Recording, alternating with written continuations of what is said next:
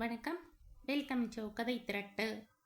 இந்த வீடியோவில் நம்ம என்ன கதை கேட்க போகிறோம்னா, எழுத்தாளர் பிவிஆர் அவர்கள் எழுதிய ஓடும் மேகங்கள் கதையின் 15வது பகுதி. நம்ம சேனலை இது வரைக்கும் சப்ஸ்கிரைப் பண்ணாதவங்க சப்ஸ்கிரைப் பண்ணுங்க. பக்கத்தில் இருக்கிற பெல் ஐகானை கிளிக் பண்ணி ஆல்ங்கிற ஆப்ஷனை ப்ரெஸ் பண்ணுங்க. ஸோ தட் நான் போடுற கதைகளை உடனுக்குடனே நீங்கள் கேட்கலாம். வாங்க கதைக்குள்ளே போகலாம்.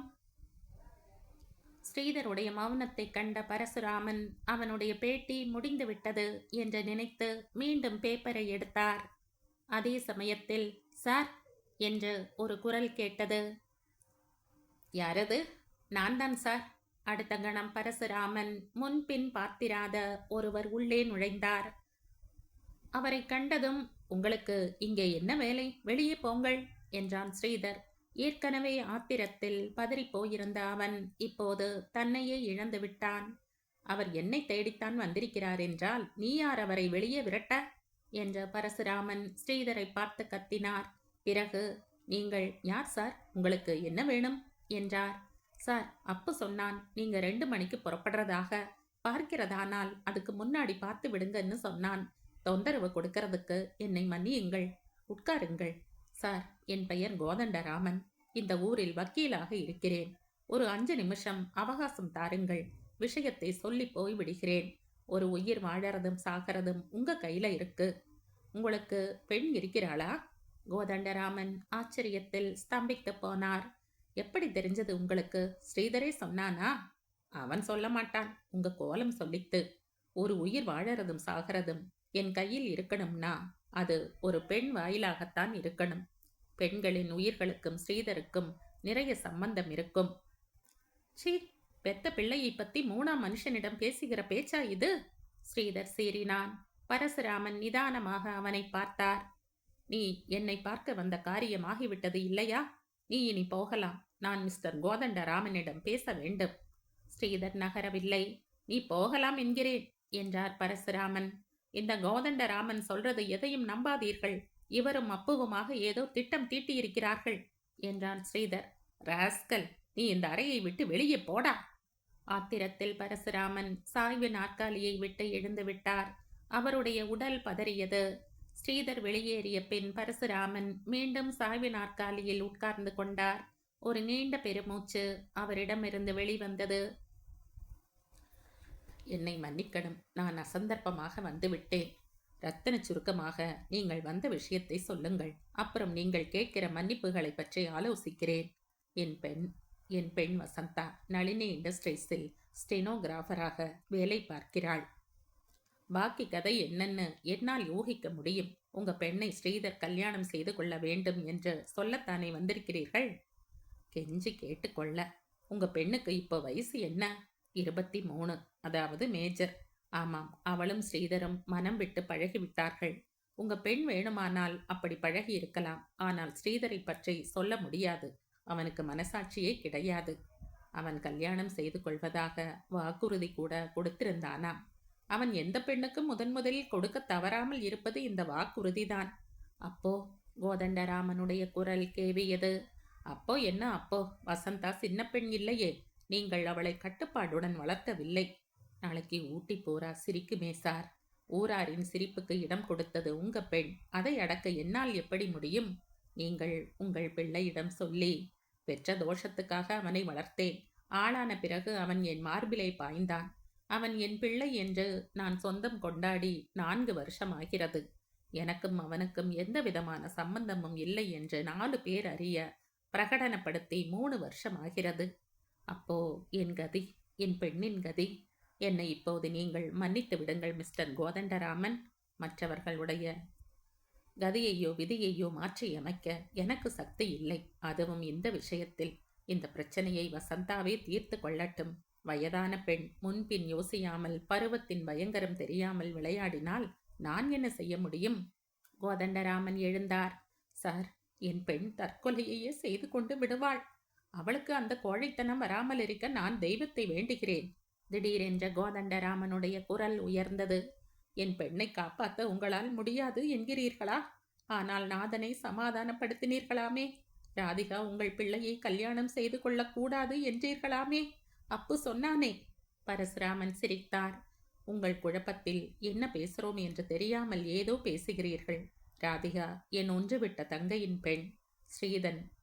நாதன் ஸ்ரீதரை கண்டு மயங்கினார். ஆனால் ராதிகா உங்க பெண் போல மயங்கி தன்னை பறிகொடுக்கவில்லை. நாதன் அவசரப்பட்டு ராதிகாவின் வாழ்க்கையை பாழ்படுத்தி விடுவாரோ என்று பயந்துதான் நான் எங்கே வந்தேன். வசந்தாவும் ராதிகா போல ஒரு பெண்தான் சார். ஆனால் பிரச்சனைகள் வேறு மிஸ்டர் கோதண்டராமன். ஸ்ரீதர் உங்கள் பெண்ணை கல்யாணம் செய்து கொண்டாலும் சரி, ஒதுக்கி தள்ளினாலும் சரி, எனக்கு கவலை இல்லை. நீங்கள் நினைக்கிறது போல உங்கள் வசந்தாவை காப்பாற்றக்கூடிய சக்தி என்னிடம் இல்லை. கோதண்டராமனுடைய கண்களில் நீர் முட்டி நின்றது. உங்களுக்கு உதவி செய்ய முடியாத நிலையில் நான் இருப்பதற்கு என்னை மன்னித்து விடுங்கள் என்று சொன்ன பரசுராமன் அவருக்கு விடை கொடுக்க எழுந்தார். அவர் வெளியேறின பிறகு சாய்வு நாற்காலிக்கு வந்த பரசுராமன் தம் மனதில் எந்த விதமான சலனமும் உண்டாகவில்லை என்று தமக்கு தாமே சொல்லிக் கொண்டார். ஆனால் உட்குரல் உண்மையை உலிக்கும் என்பதை அவரால் உணர முடிந்தது. அவர் எத்தனை நேரம்தான் கண்ணை மூடிக்கொண்டு சாய்வு நாற்காலியில் சாய்ந்திருந்தாரோ அவருக்கே தெரியாது. அவருடைய இரத்தத்தின் ஒரு பகுதியின் பின்னமே ஸ்ரீதர் உருவில் தோன்றி அவரை வதைக்கலாயிற்று. அவன் ஏன் அவருக்கு பிள்ளையாக பிறந்தான் என்ற கேள்வி எழுந்தபோது இருதயமே வலித்தது. ஆனால் அந்த வலியிலும் பாசத்தின் கசிவு தோன்றுவதை அவர் உணர்ந்தார். தந்தையால் வெளியேற்றப்பட்ட ஸ்ரீதர் ஹோட்டலை விட்டு நடந்தான். அவனுக்கு என்ன செய்வது என்று புரியவில்லை. ஊட்டியே அவனை பார்த்து நையாண்டி செய்து வதைப்பதாக தோன்றியது. கோதண்டராமன் ஊர் முழுவதும் சொல்லிவிடுவார். ஏற்கனவே அவனுக்கு நளினி இண்டஸ்ட்ரீஸில் நல்ல பெயர் கிடையாது. ஜூலி அழுது அவனிடமிருந்து மாற்றல் வாங்கி கொண்டு போனதை கம்பெனியிலும் தொழிற்சாலையிலும் எல்லோரும் அறிவார்கள். கண்ணன் அவனை பற்றி தூஷணையாக வெளியே சொல்லிக் கொண்டு திரிகிறவன் அல்ல என்றாலும் மகாலிங்கம், நளினி, ராதிகா இவர்களுக்கெல்லாம் அவன் எப்பேற்பட்டவன் என்று தெரிந்துவிட்டது. அவன் ஆரம்பத்திலிருந்தே யோகியனாக நடந்து கொண்டிருந்தால், வேஷமாவது போட்டிருந்தால் மகாலிங்கத்தின் உள்ளத்தில் ஸ்திரமான நற்பெயர் கிடைத்திருக்கும். இப்போது அவர் அவனை ஒரு என்ஜினியராகத்தான் மதிக்கிறார். நளினி தொழிலில் தேர்ச்சி பெறும் வரையில் அவன் தம்முடைய இண்டஸ்ட்ரீஸுக்கு இன்றியமையாதவன் என்று கருதுகிறார். ஜெயலட்சுமி தெளிவாக அவனிடமே கூறிவிட்டாள் நளினியின் எதிர்காலம் எப்படி இருக்கும் என்பதை. இனி அவன் என்ன செய்வான்? ஸ்ரீதர் மெதுவாக நடந்தான். குளிர் சற்று கடுமையாக இருப்பதாகவே தோன்றியது. தகப்பனார் பேசிய பேச்சு அவனுடைய மனதை தைக்கவில்லை. இது அவனுக்கு பழக்கப்பட்டது. பார்க்க போனால் அவர் 3 ஆண்டுகளுக்கு முன்னால் ஒரு தடவை பேசிய பேச்சின் கடுமை இன்று இல்லை. அவருக்கும் அவனுக்கும் எந்தவித பந்தமோ பாசமோ கிடையாது என்ற நிலை அன்றுதான் பிறந்தது. அதன் பின் அவனாகத்தான் இன்று பரசுராமனை பார்க்க போனான். என்னதான் ஜெயலட்சுமியும் மகாலிங்கமும் அவனை தங்கள் மருமகனாக வரிக்கவில்லை என்றாலும், நளினி ஸ்நேக பாவத்துடனேயே இருக்கும் நளினி அவனை கணவனாக வரிப்பாள் என்ற நம்பிக்கை இருந்தது. வெளிநாட்டில் சென்று படித்த அவள் அவன் செய்ததாக சொல்லப்படும் குற்றங்களை மறந்து மன்னித்து விடுவாள் என்று எதிர்பார்த்தான். நளினியை அவன் மனம் செய்து கொள்ள வேண்டும் என்று மனம் ஆசைப்பட்டது. ஆசை நளினி மீது அல்ல என்று அவனுக்கே தெரியும். மகாலிங்கத்தின் இண்டஸ்ட்ரீஸை கைப்பற்றும் வாய்ப்பு இருக்கிறதே, அதன் மீதுதான் அவனுக்கு கண். இந்த ஆசையை எப்படியாவது நிறைவேற்றிக் கொள்ள வேண்டும். நாதனை பார்க்க வந்திருக்கும் தந்தை மூலமாக தன் காரியத்தை வெற்றிகரமாக முடித்து கொள்ளலாம் என்று அவன் நினைத்தான். ஆனால் பரசுராமன் பேசவே இடம் கொடுக்கவில்லை. ராதிகாவும் நாதனும் கண்ணனும் அப்புவும் சதா குறுக்கே நின்றார்கள். போகும் முன் அவரிடம் பணிவாக பேசி தன் காரியத்தை சாதித்து கொள்ளலாம் என்றால் அதுவும் தோல்வியில் முடிந்தது. எடுத்த எடுப்பிலேயே அவர் அவனுடைய பழைய கதைகளை அலச ஆரம்பித்தார். அப்போதும் அவன் பொறுமையை இழக்கவில்லை. தான் இப்போது திருந்திவிட்ட ஸ்ரீதர் என்று கண்ணீர் விட்டால் கடைசியில் அவர் இழகி விடுவார் என்று கணக்கு போட்டான். அது தப்பு கணக்காகிவிட்டது. ஸ்ரீதர் பெருமூச்செறிந்தான். தோல்வி தோல்வி, எதிலும் தோல்வியைத்தான் கண்டான். மனம் கசிந்தது. அவனுடைய மிருக உணர்ச்சிகள் கட்டுக்கு அடங்காமல் வெடித்து ஏன் அவனை இரையாக்குகின்றன? திருந்த வேண்டும், வாழ்க்கையை சீராக்கிக் கொள்ள வேண்டும் என்று அவனே சில சமயங்களில் தனக்குள் சபதம் செய்து கொள்வான். ஆனால் சபதத்தின் வெறி 3.25 நாழிகை கூட நிலைக்காது. அவனுக்குள் உறங்கி இருக்கும் அசுரனை ஒரு பெண் உருவம் தட்டி எழுப்பிவிடும். அசுரனின் வெறி ஓசையில் அவனுடைய சபத ஒலி அடங்கிவிடும். ஏன் இப்படியே இருந்தால் என்றுதான் அவன் மனிதனாக முடியும்?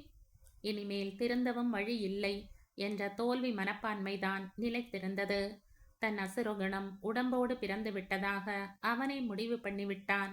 அந்த குணம் உறங்காமல் என்றென்றும் விழித்திருக்க அவனே காரணமாகிவிட்டான்.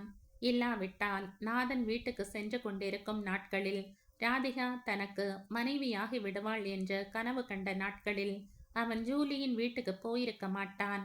நளினிதான் மனைவி என்று மனதின் திட்டத்தை மாற்றி அமைத்து கொண்டானே, அதிலிருந்தாவது மிருக குணம் அவனை விட்டு ஒழிந்து போயிருக்க கூடாதா? வசந்தாவின் மதமதப்பான உடற்கட்டும் வெறியை தூண்டிவிடும் அங்கங்களின் செழிப்பும் அவனுடைய கண்களை மூடின. அவள் அவனுக்கு இரையாக, அவன் தானே கைகட்டி கூப்பிட்ட விதிக்கு இரையாகிவிட்டான். ஸ்ரீதர் தன் அறையை நோக்கி நடந்தான். இனிமேல் ஊட்டியில் அதிக நாள் இருக்க முடியாது என்ற எண்ணம் எழுந்தது. ஆனால் அதே சமயத்தில் நளினி இன்னும் அவனை வெளிப்படையாக புறக்கணிக்கவில்லை என்ற நினைவும் எழுந்தது. இவ்வளவெல்லாம் நடந்த பிறகு நளினி அவனை பற்றி என்ன நினைப்பாள்? திடீரென்ற நளினியை உடனே பார்க்க வேண்டும் என்ற ஆசை அவன் வீடு இருக்கும் திசையை நோக்கி உந்தியது. வீட்டில் மகாலிங்கம் இல்லை. ஜெயலட்சுமி தூங்கிக் கொண்டிருந்தாள். நளினியின் அறையை நோக்கி அவன் நடந்தான்.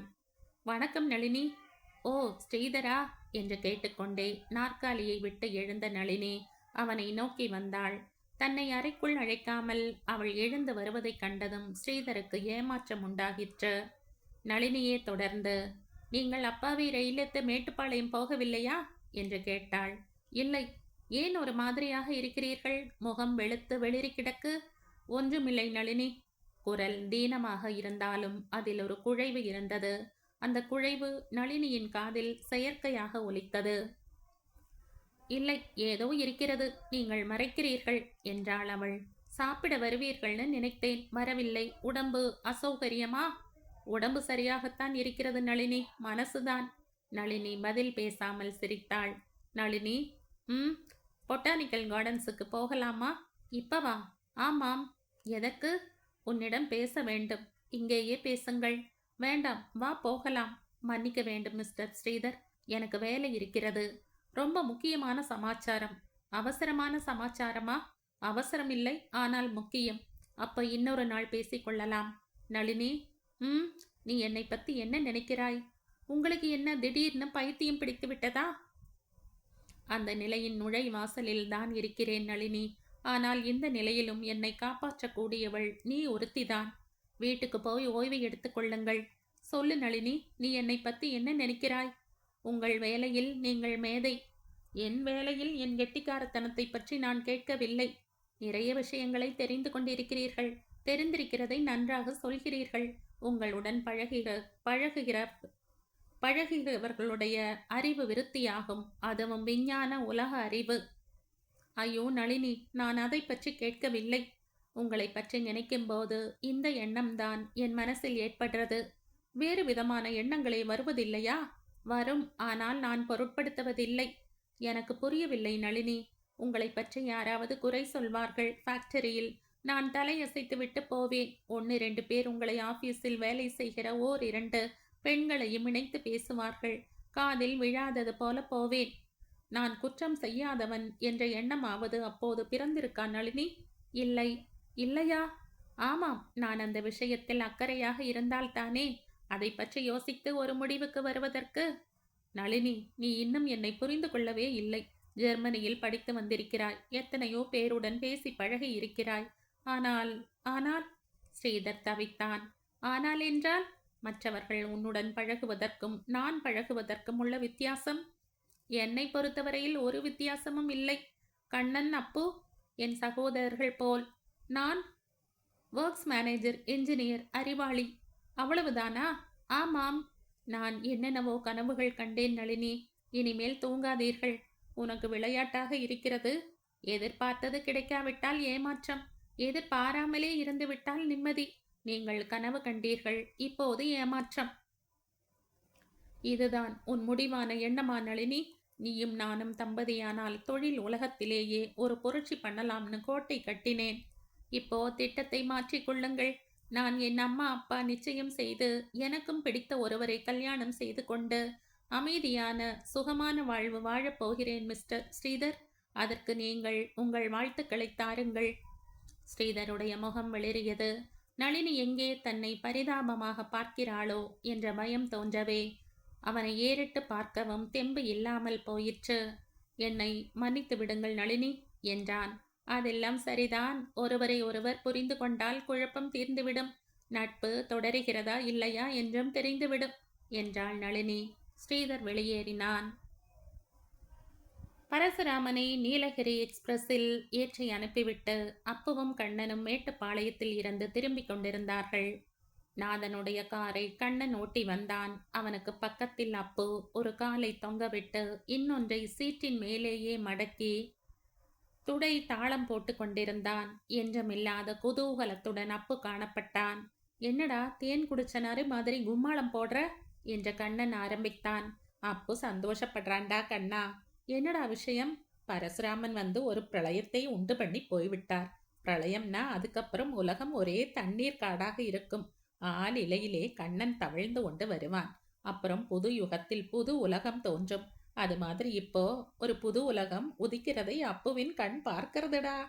சபாஷ் என்ற கண்ணன். புது உலகம் எப்படியடா இருக்கு உன் கண்ணுக்கு என்று கேட்டான். எல்லாமே ரம்யமா இருக்குடா. வானத்தில கருமேகங்கள் துளி கூட இல்லை. எல்லாமே வெண்ணிற பஞ்சு கட்டிகள். பூரண சந்திரன் மேகங்களோடு விளையாடி கொண்டே ஓடுகிறான். டேய், எந்த கதையின் ஆரம்பம்டா இது? எத்தனையோ கதைகளின் முடிவுடா. கேளு. நிலவின் குளிர்ச்சியில் மனம் ஜில்லிட்டு போகிறது. ஏன் போதை கூட ஏற்படுகிறது. வெறும் வானம், சந்திரன், பஞ்சுக்கட்டி இதுதானா நீ பார்க்கிற புது உலகம்? நட்சத்திரங்கள் கூட இல்லையா? கொஞ்சம் இருடா கண்ணா. கோடிக்கணக்கான தாரகைகள் எங்களை பாரு எங்களை பாருன்னு மினுக் மினுக்குன்னு கண் சிமிட்டுகின்றன. ஆனால் குளிர்ந்த மனசு சந்திரனை விட்டு கண்ணை எடுக்க மாட்டேன் என்கிறது. ஏன் தெரியுமா? தெரியாது. சந்திரனை அனுபவிக்கிற மனசிலும் நிலா காய்கிறது. அந்த நிலாவிலே யாரெல்லாம் உலா வருகிறார்கள் தெரியுமா? தெரியாது. கண்ணன் பவானி பாலத்தை கடந்து முன்னேறி கொண்டிருந்தான். நாதனும் அப்புவும் அவருடைய நந்தவனத்து கிளாஸ் ஹவுஸில் மெய் மறந்து இருக்கிறார்கள். உன்னால் உன் மெய்யை மறந்து இருக்க முடியாதுடா அப்பு. கேளுடா முட்டாள். மகாலிங்கமும் ஜயா மாமியும் ஊஞ்சலில் உட்கார்ந்து ஆடிக்கொண்டிருக்கிறார்கள். நளினி தன் புருஷனுடன் ஏரிக்கரையில் உட்கார்ந்திருக்கிறாள். குமார் தன் மனைவி பூர்ணா தேவிக்கு ஊட்டியில் ஒவ்வொரு இடமாக காட்டுகிறான். கண்ணனுடைய மடியில் ராதிகா படுத்துக்கொண்டு கண்ணை மூடுகிறாள். அவளுடைய முகத்தில் கோடி சூரியன்கள் பிரகாசிக்கிறார்கள். கண்ணன் அவளுடைய தலையை வருடுகிறான். கண்ணனுடைய மெய் சிலிர்த்தது. அவன் தன்னை பற்றிய கனவை மட்டும் கண்டு கொண்டிருக்கிறான். ஆனால் அப்பு, அவனுடைய கனவு, அதில் அவன் மட்டுமா இருக்கிறான்? அப்பு தொடர்ந்தான். திடீர்னு புற்றுக்குள்ளிருந்து பாம்பு சீறி வருவது போல ஒரு கருமேக திட்டு முளைக்கிறது. வானமண்டலத்துக்கே ஒரு கருப்பு திரை. ஆனால் ஒரு நிமிஷம்தான். அதன் பின் அது இந்த வானில் தனக்கு இடமில்லை என்று ஏதோ ஒரு திசையில் பாய்ந்து ஓடுகிறது. ஓடுகிற அந்த மேகத்தின் பின்னால் ஏதோ ஒன்று துரத்தி கொண்டு போகிறது. சாகர பட்சி போல தெரிகிறது. மெல்ல மெல்ல எல்லாம் புலனாகின்றன. ஸ்ரீதர் ஓடுகிறான். பின்னால் வசந்தா துரத்துகிறாள். மீண்டும் நிலா, பூரண நிலா. அப்ப நிறுத்தினான். டே அப்பு, உன்னை நான் நரின்னு சொன்னேன் இல்ல? ஆமாம், தேன் குடிச்ச நரின்னு சொன்னேன். என்னை மன்னிச்சிடு. பரவாயில்லை. அப்புவுக்கும் கவிதை பிறக்கிறது. நீ தேன் குடிச்ச நரி இல்லை. அதுதான் மன்னிப்பு கேட்டுவிட்டையே. நீ மது உண்ட வானரம் என்று சிரித்தான் அப்பு. பிறகு கருமேகம்னு ஸ்ரீதரை வர்ணித்தேனே, எப்படி என்று கேட்டான். வர்ணனையா? அபத்தம். ஏண்டா? நீ சொன்ன வெள்ளை மேகங்கள் நிலாவிலே அழகாக தெரியலாம்டா. ஆனா அதனால பிரயோசனம் இல்லை. கருமேகந்தாண்டா உலகத்தையே குளிர செய்கிறது. அப்ப ஒரு நிமிஷம் தன் முன் நீண்டு வளரும் பாதையை பார்த்தான். பிறகு, டே கண்ணா, நீ சொல்றது சரியாக இருக்கலாம். ஆனா ஒன்றை நீ யோசிக்கவில்லை என்றான். என்ன? மனசு சந்தோஷத்திலே லயித்திருக்கும் போது காது சங்கீதத்தில் லயிக்கிறது. மூக்கு நறுமணத்தில் இன்ப மூச்சு விடுகிறது. கண் அழகை ரசிக்கிறது. அழகை வீசும் பொருள் உபயோகம் உள்ளதா இல்லையான்னு மனசு அப்போது விவாதிக்காது. உபயோகத்தை பற்றி நினைக்கிற போது மனசில் சுயநல எண்ணம் தான் இருக்குன்னு அர்த்தம். அப்புறம் அதுல எதுடா மகிழ்ச்சி, உல்லாசம், ஆரவாரம் எல்லாம்? சரிடா, உன் கவிதை பிரமாதம். அதுக்கு நீ கட்சி கட்டி கொண்டு விவாதிச்சது இன்னும் பிரமாதம். என்னை டிஸ்டர்ப் பண்ணாம வா. அப்போ வாய் திறவாமல் தனக்குத்தானே சிரித்து கொண்டு வந்தான். கல்லாற்றை தாண்டி பரளியாற்றை வண்டி நெருங்குகையில் திடீரென்று இதமான குளிர்காற்று வீசலாயிற்று. மலை ஒவ்வொன்றும் எதையோ நினைத்து தவம் புரிவது போல தோன்றியது. சிறு சிறு அருவிகளின் நாதம் சாமகானம் போல கேட்டது. எங்கும் ஒரே பசுமைதான். ஓங்கி வளர்ந்த மரங்கள் காலத்தை விழுங்கிக் கொண்டு வானத்தை நோக்கி ஓடிக்கொண்டிருந்தன. கண்ணனால் பேசாமல் இருக்க முடியவில்லை. அப்பு, டேய் அப்பு, சும்மா இரு, டிஸ்டர்ப் பண்ணாம வா.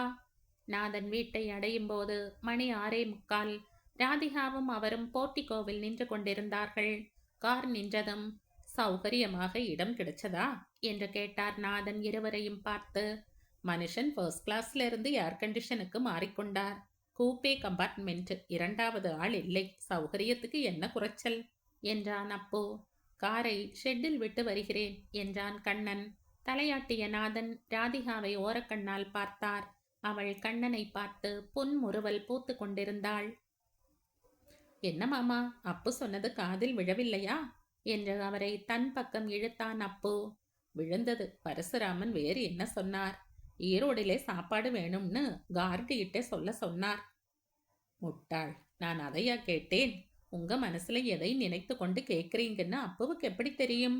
இப்படித்தான் அப்பு எதையாவது நினைச்சுண்டு கேட்பார் என்றாள் ராதிகா. அவளுடைய கண் ஷெட் இருக்கும் திசையை வினாடிக்கு ஒரு தடவை பார்க்கலாயிற்று. நீ இப்போ உன் மனசுல நினைச்சதை வைத்து கொண்டு கேட்டால் பதில் சொல்ல முடியும் என்றான் அப்பு. நான் உன்னிடம் கேட்க மாட்டேன். நாதன் திடீரென்று, நளினிக்கு வரன் பார்க்கிறார்களாமே என்று ஆரம்பித்தார். பெண் என்று பிறந்துவிட்டால் ஒரு நாள் இல்லாவிட்டால் ஒரு நாள் பார்த்தாக வேண்டியதுதானே. ராதிகாவை விட 2 வயசு பெரியவள். அப்போ இன்னும் 2 வருஷம் போகட்டும். எதுக்கு? ராதிகாவுக்கு வரன் தேட என்றான் அப்பு. பிறகு தொடர்ந்து, நங்கவரத்துக்கு அப்புவும் போறான் என்றான். காத்தாடிக்கு வாலா என்றார் நாதன். ஆமாம், வாலில்லாமல் காத்தாடி நன்னா பறந்து எங்கேயாவது பார்த்திருக்கிறீர்களா? கண்ணன் திரும்பினான். கார் சாவியை நாதனிடம் நீட்டிக்கொண்டே, நான் போயிட்டு வரேன் மாமா, வரேன் ராதி என்றான். பிறகு அப்புவை பார்த்து, நீ எப்படி போற என்று கேட்டான். சைக்கிளை இங்கேயே வைத்திருக்கிறானே அப்பு என்றான் அப்பு. சரி என்று நாதன் கூற, கண்ணன் மெதுவாக நடக்க ஆரம்பித்தான். அவன் செல்வதையே பார்த்து கொண்டு நின்றான் அப்பு. ஏண்டா அப்படி பார்க்கிற என்று கேட்டார் நாதன். ஒண்ணுமில்லை, பரசுராமன் தாபப்பட்டு கொண்டது இப்போ ஞாபகம் வந்தது என்றான் அப்பு. என்ன தாபம்?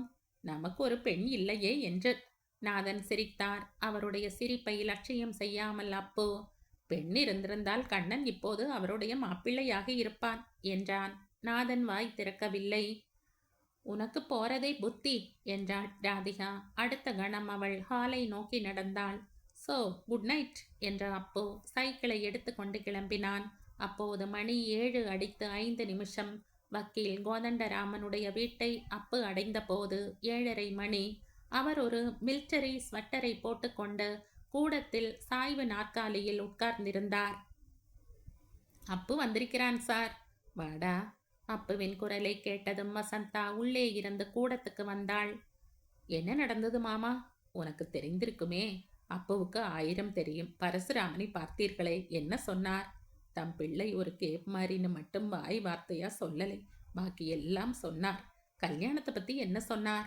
தமக்கும் அதற்கும் யாதொரு சம்பந்தமும் கிடையாதுன்னார். நாதன் வீட்டு சம்பந்தம்னு வரப்போ மட்டும் எல்லா அக்கறையும் ஏன் முளைச்சதுன்னு கேட்கறது தானே. நான் அப்பட்டமா கேட்கலை, பூடகமாக கேட்டேன். ராதிகா தங்கை பெண் என்றார். விட்டு தள்ளு. என்ன வக்கீல் சார், கேஸை நீங்களே டிஸ்மிஸ் பண்ணுகிறீர்கள். பின் என்ன செய்ய சொல்ற? இந்த பெண் நான் இந்த ஊட்டியில மானமா வாழ விடவில்லை. இனிமே தலைக்கு மேலே சாண் போனா என்ன, முழம் போனா என்ன? நீங்க அளவுக்கு மீறி அழுத்து கொள்கிறீர்கள் இல்லையா வசந்தா? பதில் சொல்லாமல் வசந்தா அவனையே பார்த்து கொண்டு நின்றாள். டேய் அப்பு, நான் ஏழைதான், வக்கீல் தொழிலில் வரும்படி இல்லைதான். ஆனா என் பெண்ணுக்கு கூட என் மேல் இரக்கம் இல்லையடா. என் உசிரை குடிக்கு கிளம்பி விட்டா. போதும்பா, நான் அநியாயமா ஏமாந்தது உங்க கண்ணுக்கு தெரியவில்லை. அவனாடி இந்த வீட்டுக்குள்ள வந்து உன்னை ஏமாத்தினான். நீ அவன் விரிச்ச வலையில விழுந்த. இப்ப கண்ணை பிசைஞ்சுட்டு நிக்கிற. இன்னைக்கு பரசுராமன் கிட்ட கொஞ்சமாகவா கெஞ்சினேன். இவதானே என்ன கெஞ்ச வச்சா. வசந்தா அழ ஆரம்பித்தாள். நான் உசுரோட இருந்தா தானே நீங்க கெஞ்சும்படி ஆகும். நான் தற்கொலை பண்ணிட்டு சாகிறேன். அப்பு சிரித்தான். நீ தற்கொலை பண்ணி கொண்டாலே போதும், தனியாக சாக வேற வேண்டாம். வக்கீல் சார், நீங்க கோர்ட்டில் ஜட்ஜுக்கு முன்னாடி எப்படி பேசுவீர்களோ அப்பாவுக்கு தெரியாது. ஆனா பரசுராமனிடம் வசந்தா கேஸை சரியாக சொல்லவில்லைன்னு அப்பு நினைக்கிறான். நீ இருந்தியா அங்க நான் பேசுற போது? கடைசியில தான் அப்பு வந்தான். அப்போ உன் நினைப்பை உடப்புல போடு. இனிமே என்ன வழி? அப்பு என்ன சொல்ல முடியும்? ஸ்ரீதர் என்ன குழந்தையா? தாலி கட்டுமா, ஊதல் வாங்கி தரேன்னு கெஞ்சி காரியத்தை முடிக்க? இந்த பெண் என்னை தலை தூக்க முடியாதபடி அடிச்சிட்டா. ஊட்டியில அத்தனை பேருக்கும் தெரியும் என்று பிரலாபித்தார் கோதண்டராமன். உங்க வாயால தான் அத்தனை பேர்கிட்டையும் சொல்லி அழுதிருக்கிறீர்கள்.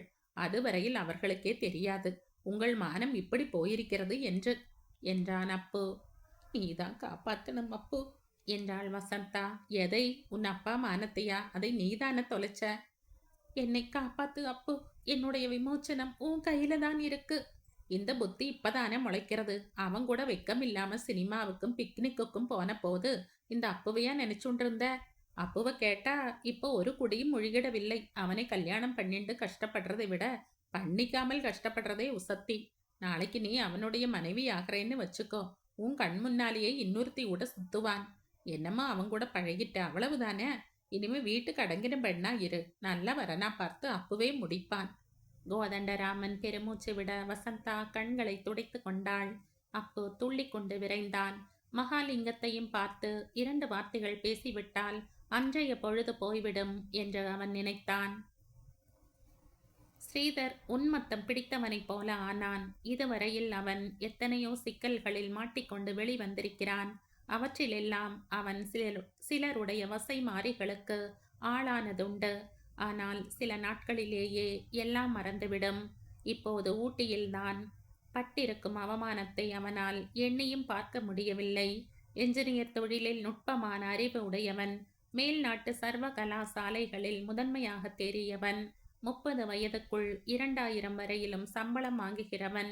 கேவலம் ஊட்டியில் சாதாரண மக்களுக்கிடையில் அவமானப்படுவதா? ஊட்டி மண்ணில் என்றைக்கு அவன் கால் வைத்தானோ அன்றே அவனுடைய மதிப்பு குறைய ஆரம்பித்து விட்டது.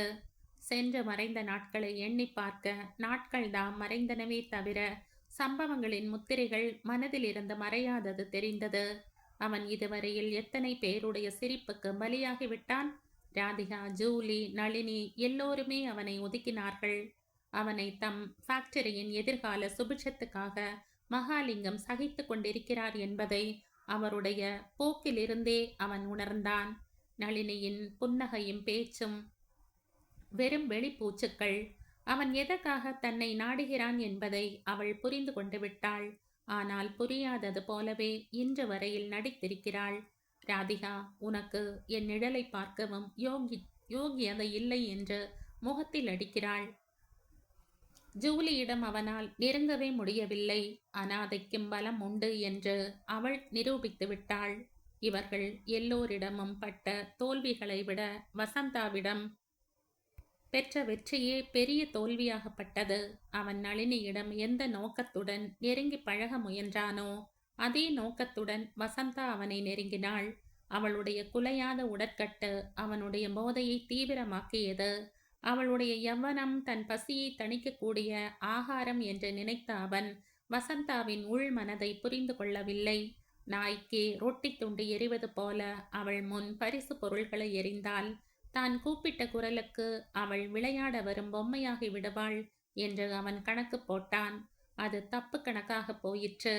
வசந்தா வெறும் பரிசு பொருள்களை வாங்கி கொண்டதுடன் நிற்கவில்லை. அவனையே தன் வாழ்க்கைக்கு துணையாக கேட்டாள். கேட்டவள் சும்மா இருக்கவில்லை. தனக்கும் அவனுக்கும் உள்ள தொடர்பை, சிநேகிதத்தை ஊர் முழுவதும் அறிவித்தாள். தற்செயலாக வந்த அவனுடைய தகப்பனாரிடமே கோதண்டராமனை அனுப்பினாள். ஊராரின் சிரிப்பொலி அவனுடைய காதில் நாராசமாக கேட்டது. அவமானம். அவனை யாருமே ஒரு பொருட்டாக மதிக்கவில்லை.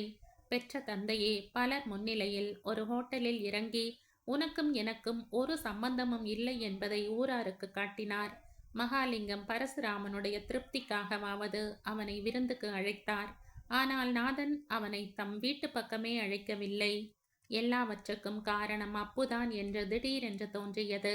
நாதனிடம் அவன்தான் எல்லாம் சொல்லி மனதை கலைத்திருக்க வேண்டும். ஜூலியின் விவகாரம், அவனுடைய பழக்க வழக்கங்கள், கடைசியாக வசந்தாவின் கதை எல்லாமே அவன் மூலமாகத்தான் நாதனுக்கும் மகாலிங்கத்துக்கும் ஏன் எல்லோருக்குமே தெரிந்திருக்க வேண்டும். அவனுடைய தகப்பனாரிடம் கோதண்டராமனை அனுப்பியதே அப்புவாகத்தான் இருக்க வேண்டும். அவன்தானே அன்று மத்தியானம் வசந்தாவின் வீட்டுக்கு வந்து பரிசு பொருள்களை திருப்பிக் கொடுக்க சொன்னான். நளினி அவனை காதலிக்கிறான் என்று பூடகமாக சொல்லி ஏமாற்றி அவனை வசந்தா வீட்டில் இருந்து வெளியேற வைத்தான். இதே அப்பு ஜெயலட்சுமியின் மனதிலும் தூபம் போட்டிருக்கிறான். ஸ்ரீதரை வெறுக்கும் அளவுக்கு ஜெயலட்சுமி அப்புவின் வார்த்தைகளில் மயங்கி இருக்கிறாள். இதெல்லாம் ஏன்? ஜெயலட்சுமியின் ஆதரவு ஸ்ரீதருக்கு கிடைத்துவிட்டால் ஒருவேளை தன் பெண்ணை அவனுக்கே கொடுக்க முடிவு செய்வாள் என்ற எண்ணமா? இதே போல நாதனிடமும் அடிக்கடி அவன் என்னென்னவோ சொல்லி அவருடைய மூளையை குழப்பி இருக்க வேண்டும். எங்கே திரும்பினாலும் ஏமாற்றம், தோல்வி, அவமானம். கம்பெனியில் அதிகாரம் இல்லை, ஊராரிடையே மதிப்பு இல்லை. அவன் ஊட்டிக்கே அந்நியனாகிவிட்டான். ஸ்ரீதர் எத்தனை நேரம்தான் தன்னுள்ளேயே பொறுமிக் கொண்டானோ அவனுக்கே தெரியாது. உட்கார்ந்தவன் எழுந்தான். வீட்டின் உள்ளேயே அடிபட்ட புலி போல திரிந்தான். மீண்டும் உட்கார்ந்தான். வாயில் வைத்த சிகரெட் அணையவே இல்லை. எந்திர குழாயில் இருந்து வருவது போல புகை வந்து கொண்டே இருந்தது. அன்று முழுவதும் சாப்பிடவில்லை என்ற நினைவு எழுந்த போதிலும் சாப்பிட வேண்டும் என்ற எண்ணம் உண்டாகவில்லை. வீட்டினுள் மேலும் பொறுமிக் கொண்டே இருந்தான். பைத்தியமே பிடித்துவிடும் என்ற பயம் திடீரென்று பிறந்தது. வீட்டை பூட்டவும் மறந்தவனாய் அவன் வெளியே வந்தான். ஊட்டி இருட்டி விட்டதை கூட உணரவில்லை. கண் எந்திரமாக கடிகாரத்தை பார்த்ததே தவிர மணி என்ன என்பதை அவன் புரிந்து கொள்ளவில்லை. சாலையின் ஓரமாக எங்கே போகிறோம் என்ற கேள்வியே மனதில் எழாமல் அவன் நடந்து கொண்டிருந்தான். சாலையில் ஜன நடமாட்டம் இல்லை. 2 கார்கள் மட்டும் அவனை தாண்டி வேகமாக போயின. இடப்புறமாக ஒரு பெரிய யூக்கலிப்டஸ் தோப்பு. மரங்களின் அடர்த்தியில் எல்லாமே பெரிய இருட்டு கொத்தாக தோன்றியது. சரிவில் இறங்கிக் கொண்டிருக்கையில் யாரோ ஒருவன் எதிரே சைக்கிளை தள்ளி கொண்டு வந்தான். அவன் யாராக இருக்கக்கூடும் என்பதை கூட ஸ்ரீதர் எண்ணி பார்க்கவில்லை. சைக்கிள் அவன் அருகில் வந்தது. ஹலோ மிஸ்டர் ஸ்ரீதர், எங்கே நடந்து போற? சாப்பாட்டுக்கா? வேலைக்காரன் கொண்டு வரவில்லை? என்ன வார்த்தைகளை கேட்கிறான் என்று புரியவில்லையாயினும் ஸ்ரீதர் என்ற வார்த்தை அவனை தட்டி எழுப்பியது. யாரு? அப்பு. என்ன கேட்ட? சாப்பாட்டுக்கு போறியான்னு கேட்டேன். ஆமாம். ஸ்ரீதர் மெல்ல மெல்ல உண்மை உலகுக்கு திரும்பினான். உன் அப்பாவை ரயிலேற்றி விட்டான் அப்பு. பாவம், உன்னை நினைச்சு ரொம்ப துக்கப்பட்டார். நீ திருந்தி விடுவாய்னு அப்பு தைரியம் சொன்னான். அப்படியா? ரொம்ப தேங்க்ஸ். அப்பு இப்பத்தான் கோதண்டராமன் வீட்டிலிருந்து வரான். இனிமே நேரே மகாலிங்கம் வீடு. அப்பு, ஸ்ரீதர் குழைந்தான். என்ன ஸ்ரீதர், என்னுடன் இப்போ வா. ஏன்? எங்க? வீட்டுக்கு. நீ சாப்பாட்டுக்கு போகலையா? அப்புறம் போய் கொள்கிறேன். இப்போ எதற்கு வீட்டுக்கு? என் மனசே சரியில்லை. கொஞ்ச நேரம் பேசிக்கொண்டிரு. சரி, நாளைக்கு மகாலிங்கத்திடம் சொல்லி கொண்டால் போகிறது. இல்லாம போனா உன் வீட்டு டெலிஃபோன் இருக்கவே இருக்கு. ஆமாம், ஃபோன் பண்ணிக்கொள். ஸ்ரீதர் திரும்பி நடந்தான். உடன் சைக்கிளை தள்ளியவாறு அப்பு சென்றான். இந்த கதையின் தொடர்ச்சியை அடுத்த பதிவில் கேட்கலாம். நன்றி.